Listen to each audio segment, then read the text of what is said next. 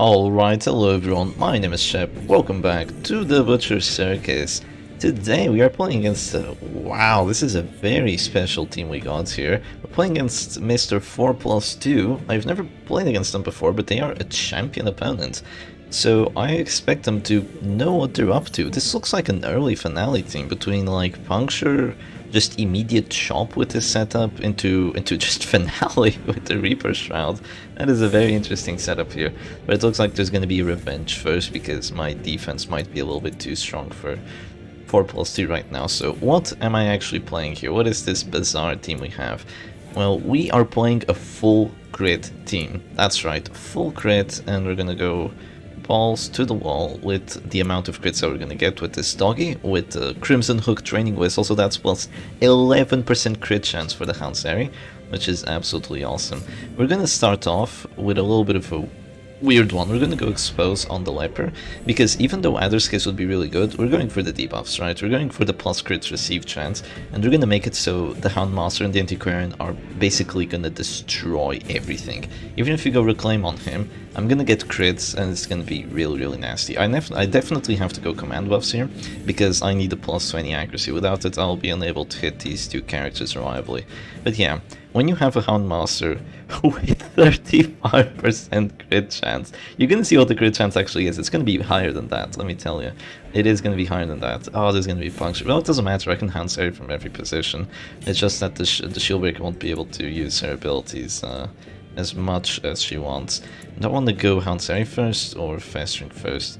I'm gonna go Festering Vapors first. So Festering Vapors isn't gonna have as much crit chance, but look at that. It's still 13 on everyone, 16 on the Shieldbreaker, and 33 on the Leper.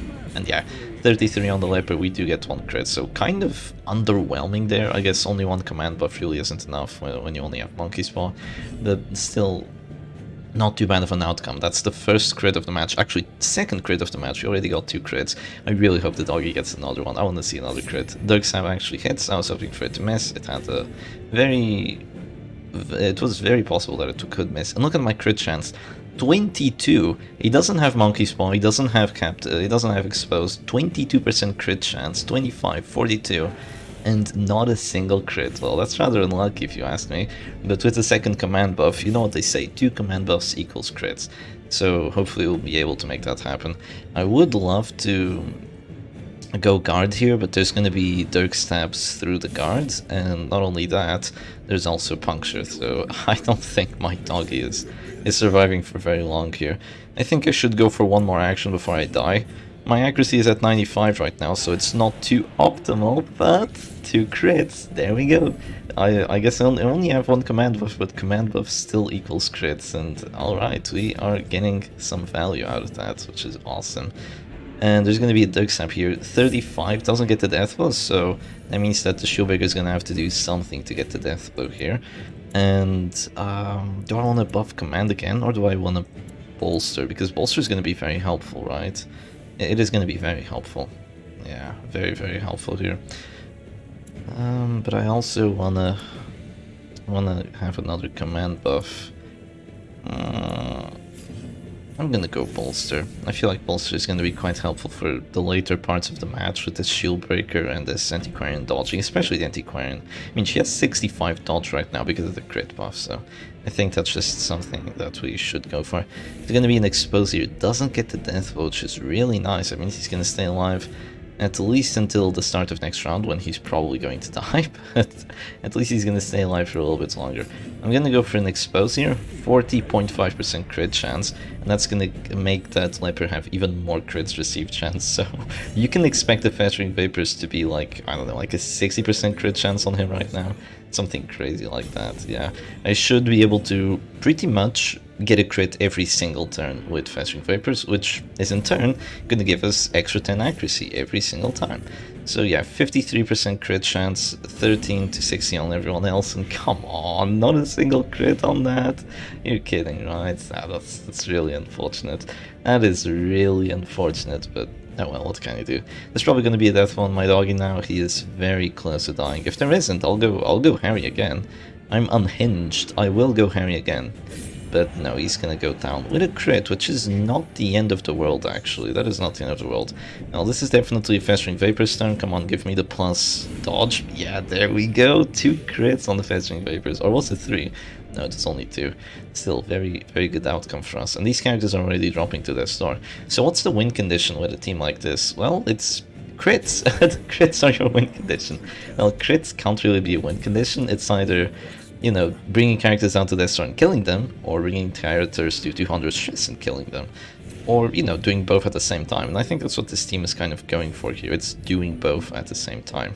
Now, considering that the Leper is hopeless and all, I'm gonna drop a Bellow here just to reduce his damage a little bit.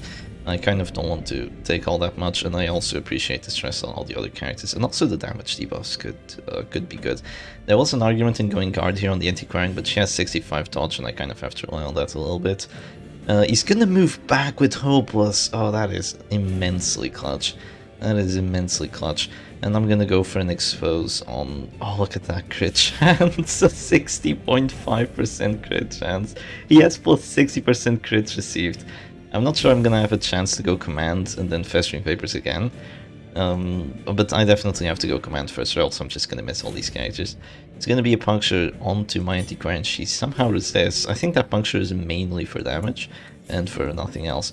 But I'm gonna go command right now. Clicking the Leper would be the smartest play because you get rid of like 2 exposed debuffs, so I think that would be really smart. Oh, but he passes. Oh, only got rid of 1 actually. Well, if this is a crit, he might drop to their store. Very likely to be a crit, but it isn't. We don't get a crit on that. Well, at least we get another debuff on him.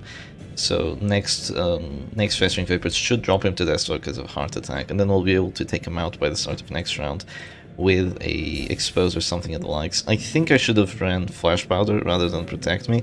I think that would have been really smart of me, but I did not, so I'm probably gonna have to suffer the consequences here. The Flagellant does not have Exsanguinate. This is a very interesting setup that 4+2 has here. Quite a nice team, I will say. And there's gonna be an expose. Yeah, 65 dodge coming in clutch. Look at the crit chance. 73 crit chance onto the Leper. Look at that, fantastic. And yeah, he's definitely gonna have a heart attack now. Expose will be a death blow, but the question is, do I wanna go expose? I kind of just wanna drop another Festering Vapors by the start of next round and hope that a crit and the extra stress could take him out. I'm not sure.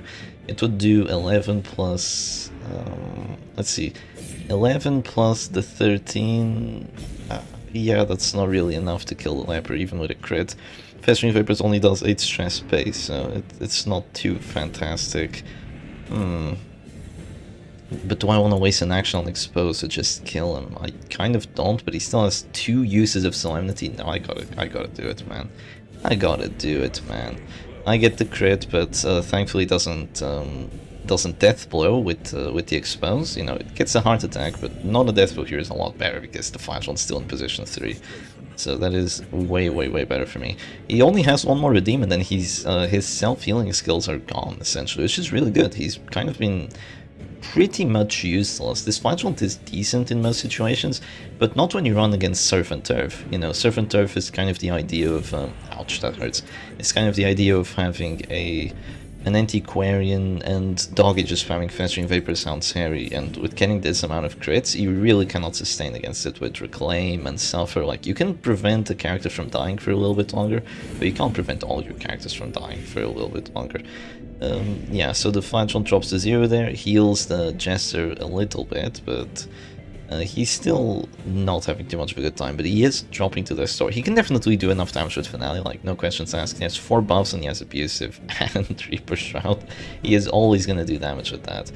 So, yeah, we're going to have to be a little bit careful here. She goes Hopeless, which is good. That's -5 dodge, and Hopeless can do some silly stuff, so I'm not worried about that too much. And now the Flagellant is at their store. He doesn't have to go for a healing ability. I definitely wouldn't. But I can start using my Bellows now, which sadly miss the Shield Breaker, but they do hit the Jester, and this Jester is not going to have a good time. After that, we're pretty much going to have a 2v2, which I'd say I would be quite likely to lose if it weren't for this this Flagellant not having any Exsanguinates or anything like that. That is risky. That is risky. I could get the death blow right now with the expose. I'm going to roll for it, because if I get it, it's a GG, but yeah. I'm gonna roll for it. Well, should he have gone for the heal? Kind of. Also, not really. I don't know. You kind of have to take risks at this point, but I think a suffer might have been better, just to give you more, less door. How do I put it? More death will resist. But yeah, he's already down one death door check, which is always nice and always welcome. Please hit the bellows. There we go. Hit the bellow on that shield breaker. We only have the command buff for this round, and it's gonna go away, which is sad because we're gonna have to reapply it. But I'm not sure I want to reapply it. Let's see. She moves back there, which is bad. That is really bad. The characters, whoa, the characters are going into position. That's terrible. The Jester dazed himself after he finale, so it's not like you can finale and then just immediately battle out. You can't. You're dazed for 3 rounds. So you have to go for your other actions before you're able to battle out. And that's just an absolute waste of like 20 plus damage there, because the Blight is almost guaranteed to apply. So yeah, pretty poor situation for my opponent here. I think my play is just going to be to actually puncture this Jester here, because it's going to put him in a little bit more of a vulnerable position after being exposed, and it also makes it so the Shieldbreaker can only go puncture, which I really don't care about right now, and the Flagellant also doesn't have punish, so just overall great situation for us. Yeah, a great situation. There can be a harvest, which is annoying, but I'm hoping that the Jester doesn't survive long enough to make that harvest a concern. So a little bit of stress, not too bad. This isn't quite enough to make him have a heart attack, but it is close. Close, but no cigar. This is going to be kind of close, actually. He doesn't have any more healing, but he's not bleeding out to death like immediately. So it's still going to take me a little bit to take him out. I have Adder's Kiss instead of Pierce or anything, so I do not have the best moves to actually do damage. If I had a Pierce right now, I could immediately kill the Jester. He actually misses the shield breaker but hits the anti-Quire, which is really funny. Sadly, my shield breaker doesn't have 60 dodge right now, she only has 45 because I did bring the Eerie Eye. I felt like bringing Eerie Eye would have been, was a pretty smart play, and it is pretty smart, so I'm gonna go Bellow now. I don't think Expose would have dealt 9 damage. I think that would be very lucky if it did do 9 damage, so I'm just gonna do that, and then I'm gonna go Expose. Unless there's if there is a Reclaim. If there isn't a Reclaim, I'm just gonna drop Bellow by the start of next round and just go Expose on the Flagellant, or maybe go for some other action. But no, there's gonna be Reclaim, and with the Reclaim I'm definitely gonna drop an Expose. And say goodbye to your Jester action. The crit is good for me actually, because that means there's gonna be no turn for this Shieldbreaker to move forward like immediately and use her best abilities, which is very, very nice. She can only use Puncture still, which doesn't really accomplish much. Yeah, it's doing 2 damage. Shep, why is Puncture doing 2 damage? Now, Shieldbreaker, for some reason, after she gets a crit, she gets 15% prot, which is useless, absolutely useless most of the time, but I guess it is kind of decent now. So I'm gonna drop this. That means the Flagellant's gonna be dropping to 0 for sure, and after that we can start rolling for death bows on him. And with that, the Shieldbreaker should be able to take out the enemy Shieldbreaker like any day of the week, considering she's afflicted and all that. And I have my Man-at-Arms to drop commands and all. Though that is pretty bad. That Blight is actually terrifying. That Blight is pretty terrifying here. I think I'm gonna go... No, there's no air command buff. I have to drop Bellows. Oh, it doesn't hit. It doesn't hit. There's really no point in dropping commands because I'm gonna have to focus this Flagellant down anyway. I'm gonna have to hit him with Captivates or with Exposes and Punctures and whatnot. But I can't really protect my Shieldbreaker, and that is terrible. Because if the Shieldbreaker doesn't kill the Flagellant, it's over. The Man-at-Arms can't kill the Flagellant, let's keep that in mind. Oh, come on, you gotta stop dodging those. Yeah, the thing is, Protector's Kite is literally useless against the Shieldbreaker because Puncture can always break guards, like always. The thing about stuns is that, you know, they can fail the stun. The thing about the Abomination is that that's a very bad play. That is a very bad play. You should be dropping the Shieldbreaker down to 0 immediately. If you kill the Shieldbreaker, like this round, if you kill the Shieldbreaker like with a lucky Expose or something, GG. I can't kill the Flagellant. But since you don't do that, then I get to go first, so I'm gonna drop this Expose here, and after that I think I'm gonna drop Serpent Sway. Yeah, I think dropping Serpent Sway is gonna be the best move for me. Yeah, it's very good that Shieldbreaker actually has Serpent Sway, because without it I would be in a very rough spot here, yeah. And that's the thing, Puncture can always break guard from any position to any position. And she can use it at the start of the match or at the very end of the match. And at least in the Abomination, which also has a guard break ability, at least he has to, you know, transform and go for it. He can't be in position 4 and go for it. He only hits the first 2 characters. He stresses himself out of his transformations. His transformations aren't permanent unless you have some way of clearing stress, so overall it's a much fairer ability than what the Puncture actually is. Does that mean the Shieldbreaker is OP? No, it means she's annoying as hell, needs a rework. I don't know what to do with her exactly. There's a lot of thought process going into it, but this ability isn't right. And the thing is, it destroys the characters that already have a hard time, like a cultist, and not a cultist, but Plague Doctor has a really hard time, and the Puncture only makes it worse because it's a 95% chance of just killing her, of just killing her gameplay essentially, unless you're just there to drop a Boldening Vapors twice and die. But yeah, considering how this match is going, oh, that's so weird. You don't have to kill the Man-at-Arms. I don't know what 4+2 is doing here. I mean, maybe it works out well in the end, because the Man-at-Arms is kind of, he is dying. But I think taking out my Shieldbreaker and with the 2 actions extra that you could have gotten, and then after doing that, just killing the Man-at-Arms would be super easy. If I don't have Content of Absolution, I don't have Retribution, it would be ridiculously easy. So yeah, I'm gonna drop today's store here, with which I'm gonna drop a command, because I do not actually have a confirmed hit chance onto that enemy Shieldbreaker. I don't have a confirmed win chance either. Like, this is not as easy as it looks. I'm gonna have to go Puncture here, believe it or not, because okay, he stays alive for a bit. That shouldn't afflict him too much because he still has Numbing Instance. So yeah, I think that my play right now, as weird as it looks, is going to be to move back and go Adderskiss, because I still need to drop her down to 0, and I think Adderskiss expose and she's essentially dead. So we're going to go for it, and thankfully it hits. I would be really annoyed if it missed, because I have plus 16 accuracy, plus 20 accuracy. But I guess she does have double dodge trinkets, and oh, that is glorious. That is glorious is what it is. Well, considering my accuracy is kind of garbo, then I guess I'm just gonna drop another command buff and start going for the crits again. I'm gonna drop another expose on her and see how that goes. Come on, expose, give me the value.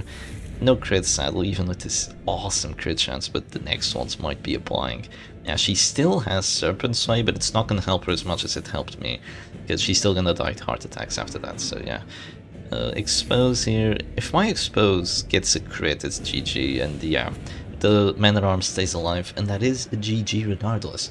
So, GG's to 4+2. Let's see, we're at 17 minutes, we can go for another match, so let's go straight into it. Alright, and here we go, on to a match number 2, and even though my opponent is nameless, I think I recognize their banner and their team. I believe this opponent's name is Sword of Welleran, and I already regret going into a match number 2 with my crit team, because not only do we have to deal with a Mark team, we have to deal with a Mark team with Riposte, so that is just gonna be something special, isn't it?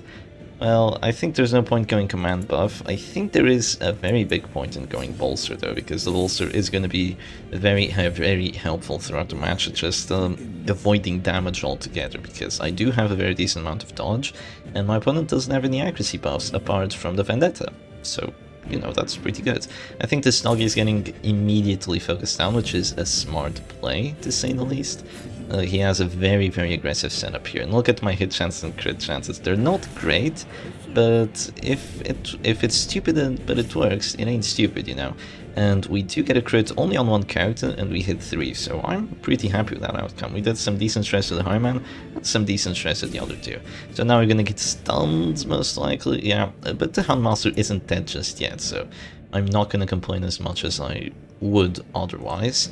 And right now I think that this Shieldbreaker is just gonna drop not a Captivate, an Expose onto this Bounty Hunter, and then Festering Vapors is gonna come with extra pressure, because it is likely, well, not likely, but it has a pretty decent chance of getting a crit on the Bounty Hunter. Now, I'm gonna say what I said once before. I don't think, wow, okay, that is greedy. I have 60 dodge, that is greedy. I don't think Mark team should have as much dodge as they do. Bounty Hunter should have 5 Crusaders, 0 Arbalest, 0.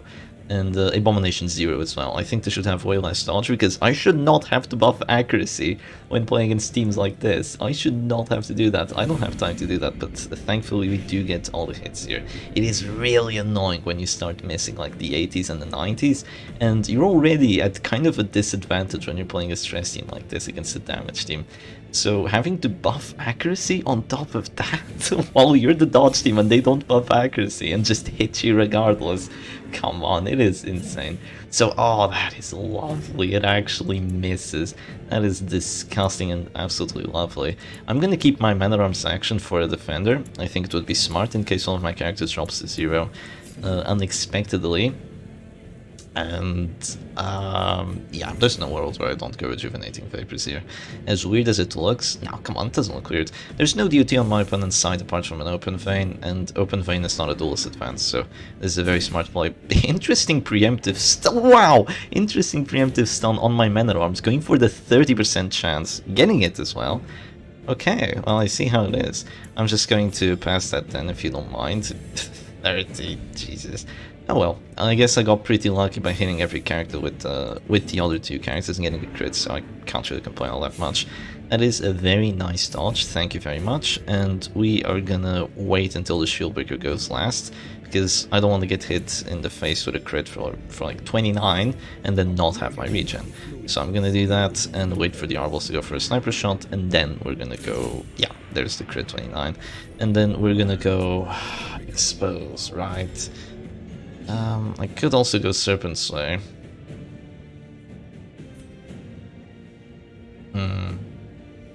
Do I have enough defense? I mean, with the man, oh come on. I was really hoping for a crit there. With the Man at Arms section, I should have enough defense, yeah. I really wanted a crit there, like really wanted, because he'd be dropping to Death's Door like relatively soon with that crit, and also almost afflicted, so I would have loved to see a crit there on the Bounty Hunter, but yeah. Now there's gonna be probably an Open Vein on my doggy just to prevent the regen from... Ow, that's max roll. Just to prevent the regen from being all that nasty. And yeah, is this a Festering Vapor's turn now? Yeah, I believe it is. The repulse could hurt. You know, it could definitely hurt, not going to lie. Do I Defender here? I don't think so. I'm gonna click, and you know what? I could just drop Rejuvenating Vapors again. It's a little weird because I don't want to slow down this much. I don't want to slow down to the point where I'm just spamming defensive abilities and not getting stress and damage. Because you can't really win those situations. I mean, sometimes you can, but not most of the time. Like, if you're just spending all your time just pressing defensive abilities with your stress teams, and you're not outputting any stress, then, you know, eventually your defense is gonna crumble. We're gonna have to hope that this is gonna be a little bit different. A little bit different, I mean. That is very annoying. That is very annoying, but it's still not the end of the world. I do get to go first by the start of next round, so I can just click here, heal for 12, which is nice, and go for... Oh, come on! I need a crit! I need a crit, man! 56.5 no crits? What is this? What is this nonsense? You'd be at the store and afflicted right now. That sucks. But we're gonna get Stunning Blowed here. We're gonna regen out of it, and we resist the stun too, which is awesome. Is there caltrops? No, there isn't. Do you know what that means? It means we might die to a Zealous if we decide to go Hanseri, but that's a risk I have to take. So yeah, there is going to be a crit there, which means plus accuracy, but you know, that's to be expected considering I have 5 dodge. And the Bounty Hunter goes Selfish, so that's not too shabby. Also some decent DOT being dealt onto the Arbalist, so that's nice. And there's going to be a sniper shot now, which thankfully misses, which means I can go for a defender here. The doggy is going to stay alive for a little bit. Okay, that's good. Still have some decent regen. I would love to have Tears of the Lost to have my regen last longer, but oh well, wishful thinking. The Cells accusation could come with a death blow, but it doesn't, thankfully. And now we can just click and drop another Hanseri. The doggy is gonna die eventually, especially if we keep doing this, but no, we don't get to bleed. We're also not getting a single crit anymore. Even with Training Whistle, Crimson Hook, I mean, my crit chance is really nice. I think it's 11, I think it's an 18% crit chance, so yeah. I would love to be getting more crits. I'd love to be getting crits like the Arbalist is getting, but well, maybe Expose gets the crit like the 4th time around. Maybe, hopefully. Can I go for it, actually? Can I afford it? Yes, I can afford it. So let's go. Oh, come on! 76.5. He should be dead to stress. What is this? 76.5% crit chance, and he's just chilling. What the hell's up with this bounty hunter? Okay, duelist advance on there hits me for 10. I'm gonna regen for a bit, and I'm gonna go festering vapors. Oh, if there's a repulse crit, I don't think even with a crit it's enough damage. Yeah, even with a crit it's not enough. So we're gonna go festering vapors. Oh my god. We're gonna go festering vapors, miss the 83. Bounty hunter, you are seriously getting on my nerves. You should be dead. He should be beyond dead. Now there's gonna be a come hither now. Misses, which is really nice. I appreciate it. And I'm gonna drop a bellow to just take him out through stress anyway. Also, that repulse for 10 was a min roll, obviously. Like the minimest of minus rolls, it was that repulse for 10. Which is really, I'm really happy that it happened though, because at least I'm not in that much pressure. 50% chance of getting the death blow. Does get it, which makes sense. And now I'm gonna click and go festering vapors again, right? Yeah, come on, give me the death blow this time around. Yes, there we go. There is a repulse for 25, but 25 is not 26, and we still have 65 dodge, so we are out of danger as of right now, and my opponent's side is taking a lot of DOT. So the Arbos goes paranoid, which is good, that's minus 25% damage, so she's not gonna one-shot my mana arms from now on. And the Crusader is also taking some nasty amounts of DOT here. So there's gonna be a sniper shot there. I don't have to go for a heal, actually I kind of do. Oh, I mean a guard. I kind of do.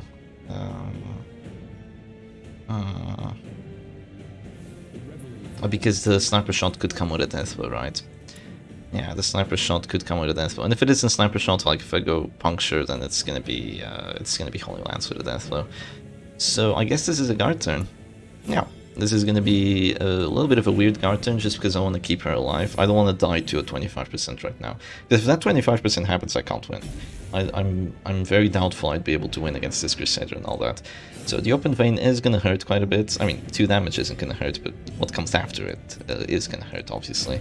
And we're just going to drop a puncture on this Arbalist and make her not have that good of a time. That is going to give Duelist advance in return, but I guess my opponent is done. He doesn't want to play anymore. Boo-hoo! The Mark team lost. The Mark team would repulse against 2 AoE characters.